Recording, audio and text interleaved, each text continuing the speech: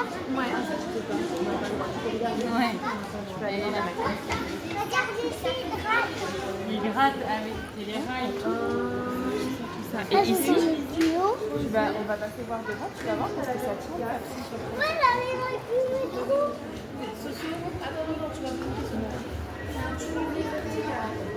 Ça, c'est un tunnelier vertical. J'ai dit quoi? C'est quoi ça? Ok, et ça, c'est un tunnelier vertical.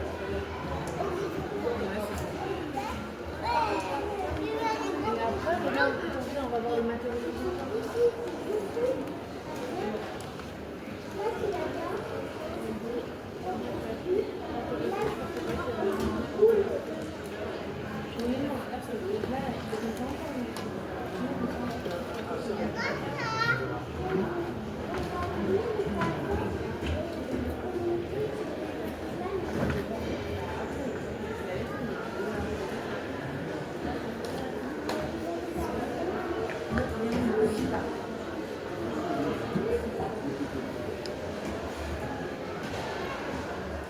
Une fois que le tunnel est fini,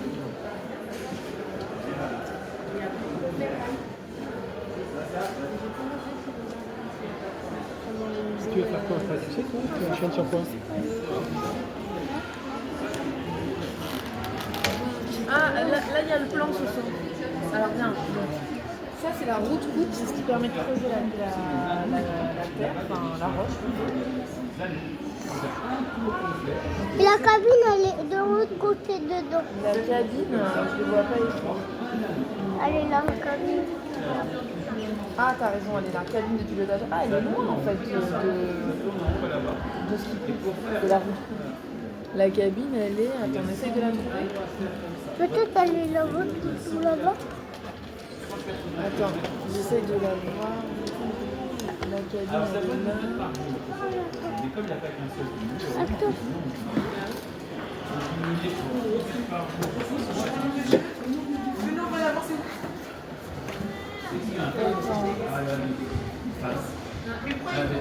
Peut-être tu peux demander au monsieur où elle est la cabine. Tu peux demander au monsieur avec le gilet. Derrière toi. Merci.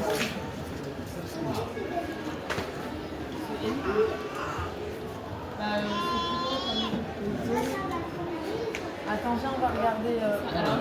On va regarder là ce que ça donne.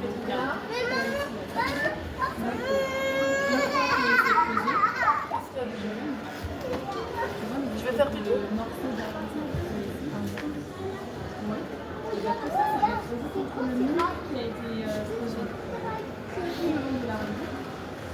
Alors, ça, c'est quand ils aménagent déjà.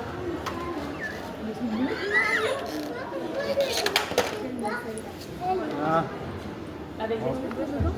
ah bah c'est boulot. Ok, on va voir ça.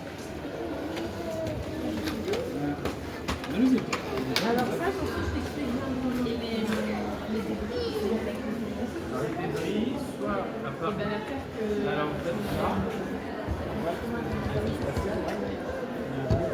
soit il y a un gros tuyau qui part après comme un peu d'aspirateur qui remonte en surface, soit c'est tout le mur avant, tapis blanc, tout le gravel qui remonte, tranquillement sur le vers la surface. Les gravats, effectivement, ils sont ce que vous voyez devant, c'est aspiré parce que c'est une grosse une vis sans fin. Soit c'est un tuyau, soit c'est un tuyau. Et c'est tuyau sur place.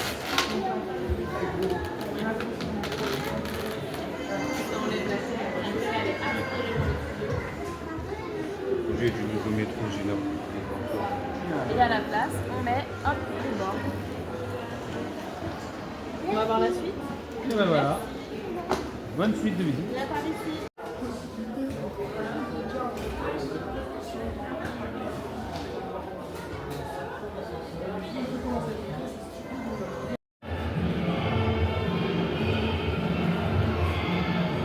On est mort de mes cheveux. Non, ça, j'ai parlé.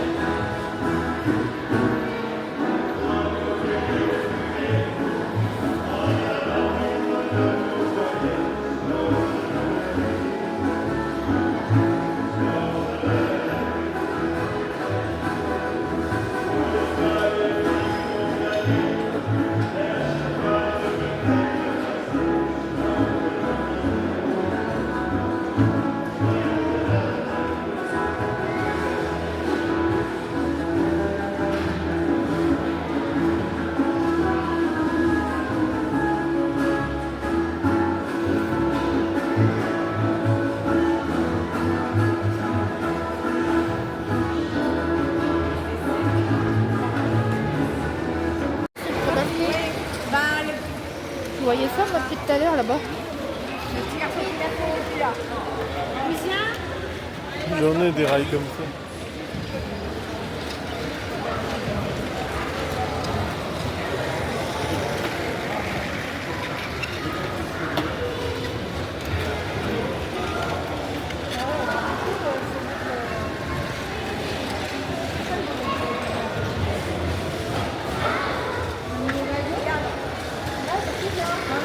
Ça va s'accrocher sans problème.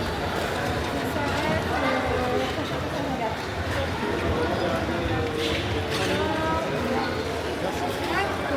Oui, tu rajoutes.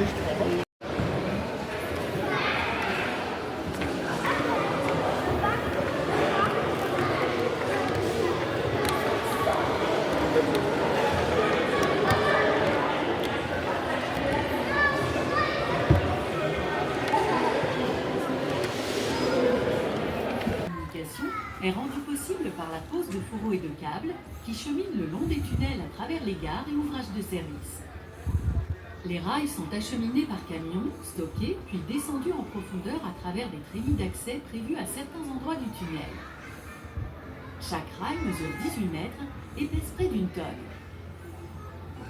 Pour réaliser la voie ferrée, les rails sont soudés entre eux, puis fixés sur les traverses. L'ensemble est ensuite réglé en hauteur, puis du béton est coulé pour le solidariser au radier. Une équipe procède ensuite à la fixation de la caténaire sous la voûte du tunnel qui alimentera les trains. On pose ensuite les derniers éléments qui assurent la sécurité des voyageurs. Des passerelles de cheminement piéton pour l'accès au secours et l'évacuation, un système de ventilation, le dispositif d'appel et la colonne sèche permettant le raccordement en eau en cas d'incendie. Les derniers éléments dédiés à l'automatisme des trains sont installés. Ces infrastructures intelligentes contrôlées à distance permettent de conduire les rames et commander les ouvertures et fermetures des portes palières en gare. Les antennes, routeurs et réseaux haute fréquence assurent la communication entre le poste de commande centralisé et les trains. Une fois la phase d'aménagement et d'équipement des gares, ouvrages de service et tunnels achevés, les trains pourront être acheminés et insérés dans le réseau à partir des centres d'exploitation et de maintenance. Viendra alors la phase d'essai du système de transport comme des gares, puis la marche à blanc, avant la mise en service.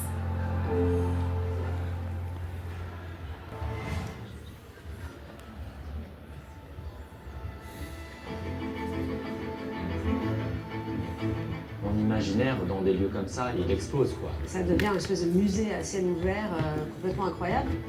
C'est quand même un projet titanesque et c'est une grande fierté au moins d'y participer. Now I feel that I'm able to approach any project because probably there is nothing bigger than this. Il y a vraiment une sorte de rencontre, et des échanges et des implications entre les architectes et les artistes. Pour moi, ce sont des véritables tandems.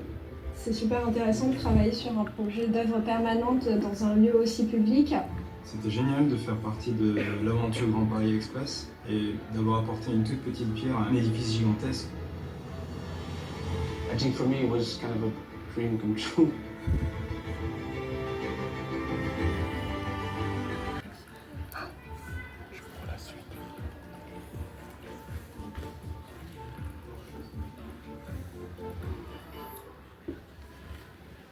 Je suis Elki Bilal, artiste en charge de la gare ici à Rennes. Le métro, les souterrains, c'est un flux. Les gens se déplacent, et il y a un flux régulier, vivant. J'ai remarqué comme la plupart des gens que dans le métro, très souvent, on ne se regarde pas. Chacun est en soi. Donc on voit de moins en moins ceux qui sont autour. L'idée d'emblée, c'était que sur les murs, il y ait aussi un flux, un déplacement de vie. Il y a une énergie commune. Sur chaque panneau, il y a un, deux, voire plus de personnages qui regardent les voyageurs. C'est-à-dire que le voyageur va sentir, même s'il ne le regarde pas, j'espère qu'il sent.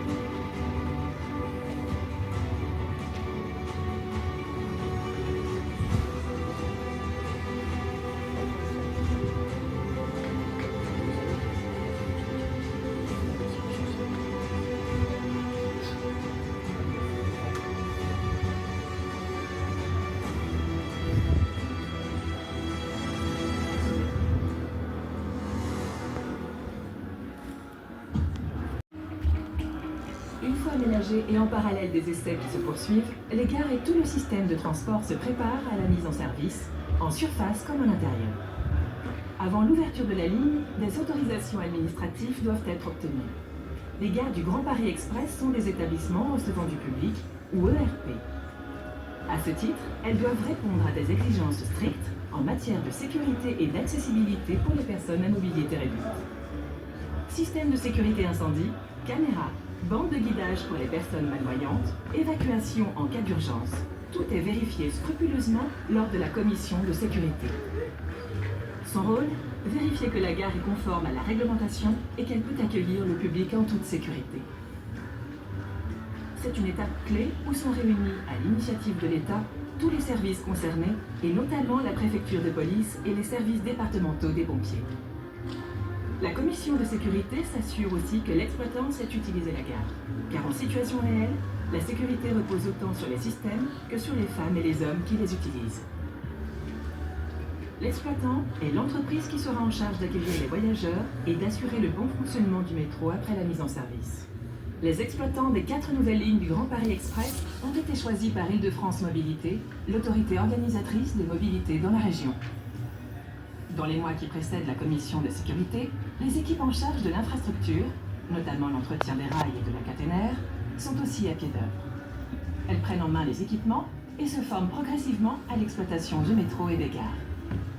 C'est un véritable passage de relais entre la société des grands projets, l'exploitant et le mainteneur, afin d'assurer un fonctionnement optimal de la ligne à son ouverture. Le système de transport du métro fait lui aussi l'objet d'une validation instruite par les services de l'État qui s'assurent que le train peut circuler en toute sécurité et que l'évacuation des voyageurs est garantie en toutes circonstances. C'est le dossier de sécurité. En parallèle de ces démarches, en surface, les parvis autour des gares sont aménagés. Des stationnements vélos, arrêts de bus ou déposes minutes sont prévus pour permettre à tous les usagers d'accéder à la gare le plus facilement possible. Chaque détail, de l'éclairage au revêtement du sol en passant par la végétation, est pensé avec l'ensemble des parties prenantes, notamment les collectivités locales qui assureront la gestion de ces espaces. Le parvis est une composante essentielle des commissions de sécurité. Il doit lui aussi répondre à des normes strictes d'accessibilité, de protection incendie et de sécurité. Autour des parvis, dans un périmètre plus large, un travail s'engage également avec tous les partenaires, communes, départements, aménageurs, pour que chacun réalise dans son périmètre des aménagements adaptés pour faciliter l'accès à la gare. Création de pistes cyclables, d'éco-stations de bus, tout est pensé pour laisser davantage de place aux piétons et aux mobilités actives. De véritables pôles d'échange se dessinent en continuité avec la nouvelle gare. Ces travaux se poursuivent autour des gares après la mise en service.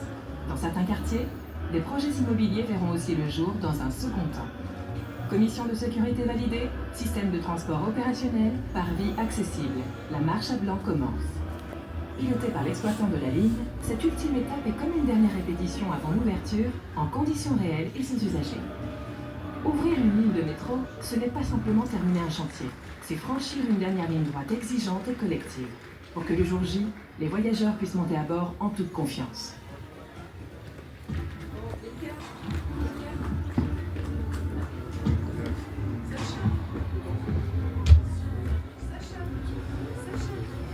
Personne n'est jamais prêt pour le futur.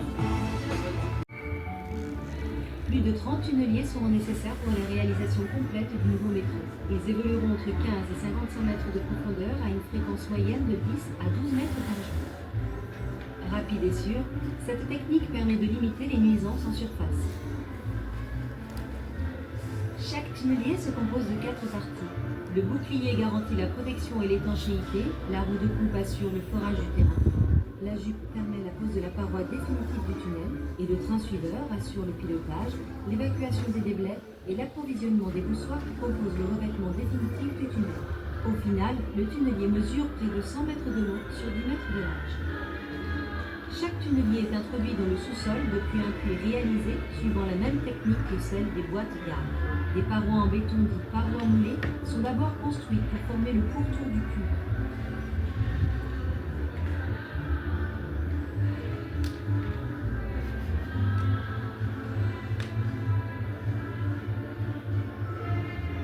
Ensuite, le volume intérieur est creusé et de grands tubes métalliques appelés butons sont installés pour soutenir les parois. Pour faire fonctionner le tunnelier, il faut assembler la roue de coupe, le bouclier, la jupe et au minimum les 3 premiers wagons du train suiveur. Le reste des wagons sera ajouté au fur et à mesure de sa progression. Plusieurs techniques sont employées pour permettre au tunnelier de démarrer. Ici, le tunnelier est glissé contre la paroi verticale à l'intérieur d'une cloche qui assurera toute l'étanchéité nécessaire lors du démarrage.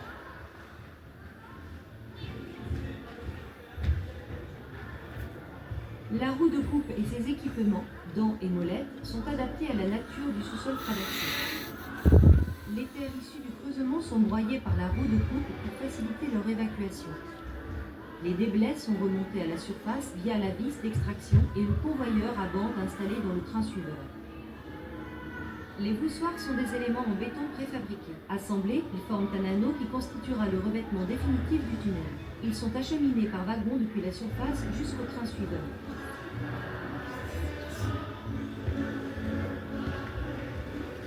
À la fin de la phase de creusement, ils sont posés un à un grâce à l'érecteur situé à l'intérieur de la jupe. Cette technique de pose à l'avancement garantit un soutènement permanent du tunnel.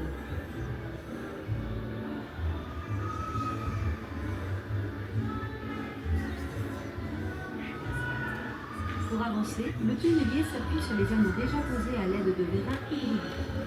La même technique est utilisée pour traverser un ouvrage de service ou une gare.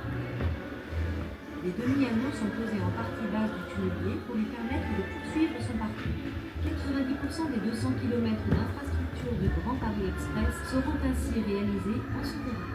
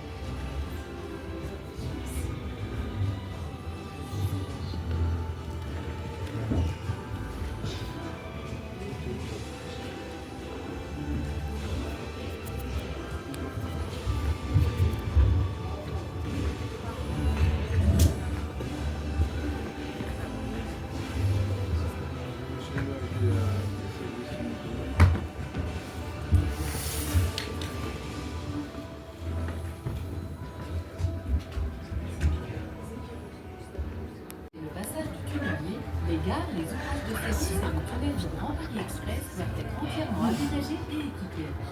Il faut les transformer avant de procéder aux essais avec les rames, à la marche à blanc et enfin à la mise en service.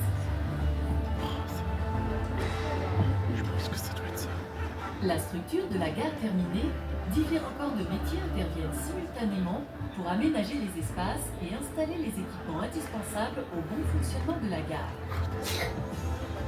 L'installation des murs intérieurs et des plafonds permet de séparer les espaces techniques des espaces voyageurs. D'autres interventions consistent à installer manuellement portes, fenêtres, serrures, garde-corps et façades. Un important maillage de réseau est déployé afin d'alimenter les installations en électricité, en eau et assurer le renouvellement de l'air. Plombiers, électriciens et chauffagistes interviennent tout au long de la phase d'équipement de la gare. Une grande partie de la gare ne sera pas accessible aux voyageurs. Il s'agit des locaux techniques qui accueillent la ventilation, les postes électriques, mais aussi des espaces de travail, d'exploitation et de sécurité. Chaque gare est équipée d'ascenseurs, d'escaliers fixes et mécaniques.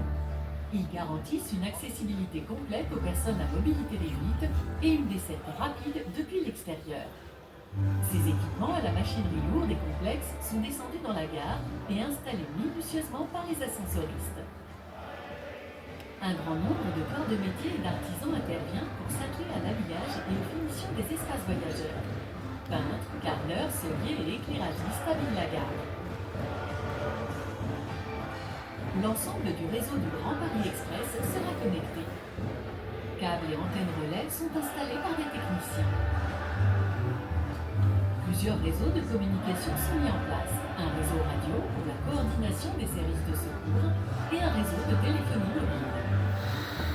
Élément majeur d'un métro automatique, les portes palières pleine hauteur sont installées afin de sécuriser l'accès au train. Leur pose demande un travail rigoureux pour un alignement très précis avec le quai, permettant l'accessibilité des personnes en fauteuil roulant.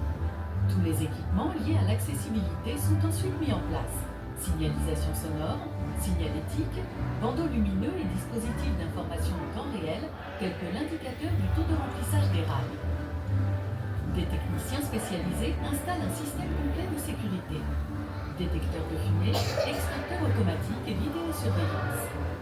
L'installation du poste central de sécurité permet la coordination des équipes en cas d'incident et un relais direct avec les dispositifs d'appel urgence situés dans la gare et sur les quais. Les éléments dédiés à l'accueil des voyageurs sont installés. Mobilier, barrière de contrôle, distributeur automatique de titres de transport, écran d'information ainsi que les points d'accueil spécifiquement designés. En surface, les réseaux extérieurs et l'éclairage sont installés. Le parvis est aménagé et végétalisé en cohérence avec l'espace public environnant. Enfin, le mobilier urbain est installé. En parallèle de l'aménagement au sein des gares et ouvrages de service, tous les éléments techniques sont intégrés dans le tunnel pour permettre la circulation des trains. Après le passage du tunnelier, le radion béton est coulé afin de réaliser une surface plane pour y poser la voie ferrée. Il dispose de fourreaux permettant le passage des câbles des futurs réseaux. Les dispositifs dédiés à l'évacuation sont également réalisés. L'alimentation de l'électricité, de la fibre optique et du réseau de communication est rendue possible par la pose de fourreaux et de câbles qui cheminent le long des tunnels à travers les gares et ouvrages de service. Les rails sont acheminés par camion, stockés, puis descendus en profondeur à travers les trémies d'accès prévus à certains endroits du tunnel. Chaque rail mesure 18 mètres et pèse près d'une tonne. Pour réaliser la voie ferrée, les rails sont soudés entre eux, puis fixés sur les traverses. L'ensemble est ensuite réglé en hauteur, puis du béton est coulé pour le solidariser au radier. Une équipe procède ensuite à la fixation de la caténaire sous la voûte du tunnel qui alimentera les trains.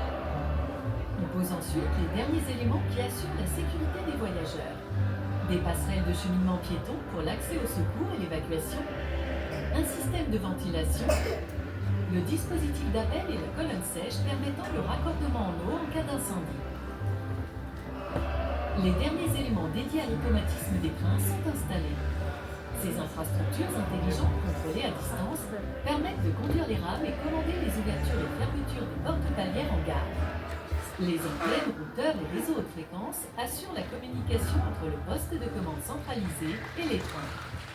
Une fois la phase d'aménagement et d'équipement des gares, ouvrages de service et tunnels achevés, Les trains pourront être acheminés et insérés dans le réseau à partir des centres d'exploitation et de maintenance. Viendra alors la phase d'essai du système de transport comme des gares, puis la marche à blanc, avant la mise en service.